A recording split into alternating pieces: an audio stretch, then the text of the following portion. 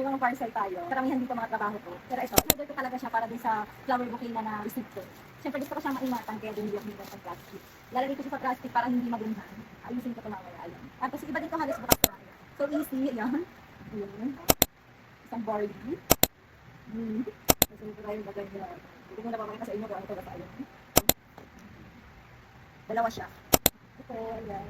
Sobrang dami. Lahat sa trabaho ko guys. Ayan.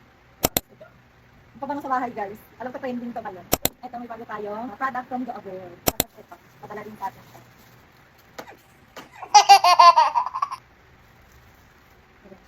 Ano to? Skincare. Ayan. O diba? May ba skincare na ang bawain? So guys, bigyan na natin. Nalulog pa sa bahay guys. Antibacterial, air freshener, tapos deodorizer. And ito. May pang hindi nakabukas. Yung iba kasi, pagdating pa lang binubuksan ko na para ma-check ko kung mayroong sira.